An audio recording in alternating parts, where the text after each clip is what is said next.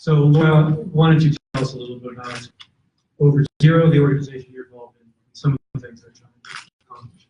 Sure. So I'll start by explaining the name because it's a little bit of a math joke, and I think it's funny. Anything over zero cannot be divided. And we focus on understanding and counteracting the role of communication in driving intergroup identity-based violence. And if you look throughout history, you've seen time and time again that communication, it's been weaponized. It creates fear, it drives division, it polarizes societies, and ultimately paves the way for violence. And the question that we seek to answer is how can we instead use it as a tool to bring people together to incite peace. And throughout our programming, in looking at this question, we recognize that the communication, it doesn't act in a vacuum. We've heard throughout this presentation thinking about communication in systems. It's never just a Facebook post that leads to groups becoming polarized or to violence. So to take a well-known example, Myanmar, it's not just Facebook that has led to violence there. It's Facebook that is now amplifying voices that previously traveled through offline networks and allowing them to reach farther and faster. It's Facebook posts that then make themselves through screen grabs available to WhatsApp messages and then shared through WhatsApp groups, allowing the messages to, again, travel far and appear very credible because they're coming from a trusted messenger. And in addition to this communication interacting with the context that it's occurring in, it also interacts with our human nature, our emotions like fear, surprise, disgust, that impact how we process information, what we remember, and ultimately choose to share. And so in looking at this relationship between communication and conflict, we seek to take all of these different factors into account and design programming that responds to each of these factors. And what that ultimately looks like is bringing people with all of these diverse perspectives into the room to create programming, to collectively problem solve, whether it's researchers who are examining social psychology or cognitive neuroscience or communications, or local practitioners who know a concerned context very well, the narratives that are used there and how they're used to frame events, the history of intergroup conflict, or people who work in tech and know a platform and its algorithm really well and the information that it will ultimately privilege.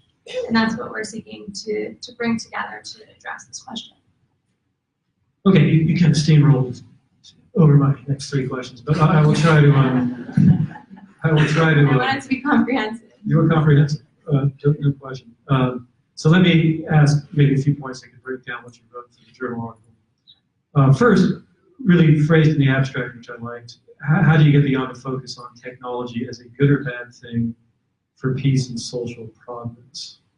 Sure. So as I was saying, technology taps into the context which it's being used. So it will necessarily amplify and constrain different factors that are playing out within that context. The narratives, whether they're narratives that are bringing people together, emphasizing unifying identities, or perhaps narratives that are dividing groups, emphasizing historical events where groups have been pitted against each other. So in this instance, it's not the technology itself, it's how the technology is interacting with the environment. Is the technology exposing us to information that's heightening our sense of fear or threat? And is that provoking us to then share that information further? It's not the platform itself, it's the information that the platform is exposing us to and then impacting our actions.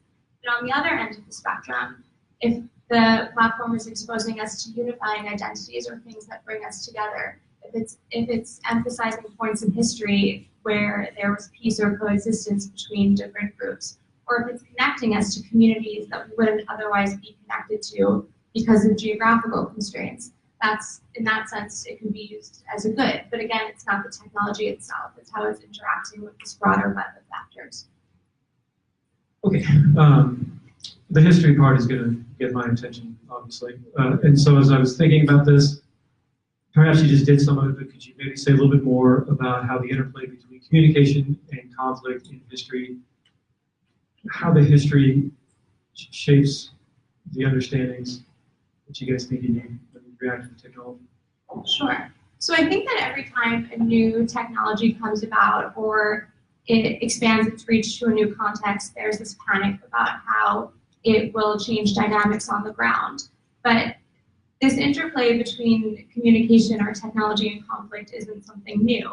Every time that a new technology has been introduced throughout history, we've seen how it has impacted conflict, dating back to the printing press and concerns that it would be used to spread propaganda.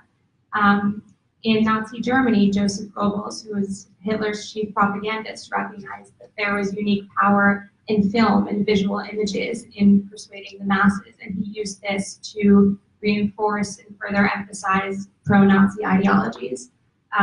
With the Iranian Revolution, Ayatollah Khomeini recognized that cassette tapes would allow him to speak directly to his followers, even though he was hiding out in a Paris suburb. So his followers smuggled cassette tapes into Iran, which the sermons that were recorded on these cassette tapes, they tapped into longstanding grievances with the Shah.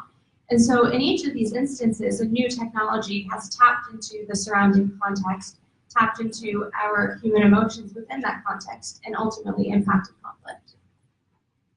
Is that also that related to human nature? Could you say a little bit more about that? I find that compelling and interesting. Sure. So I think that our human nature impacts how,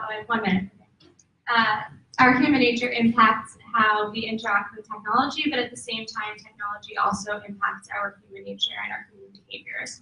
And what I mean by that is there's so much research that shows how different emotions allow us to process information differently, how when we experience fear, surprise, disgust, we're more likely to share that information because it appeals to these strong emotions within us. At the same time, and I mentioned this briefly earlier, if a platform is exposing us to information that is heightening our sense of fear or heightening the threat that we're experiencing, we are in turn going to act differently because of that. So that's not just our human nature impacting how we use the technology, but it's our technology impacting how we act. So it works in both directions. Okay, and I realize we've run out of time, so where's your organization going in the future? So right now we're working in Central and Eastern Europe and the United States, and we hope to continue to expand our work globally.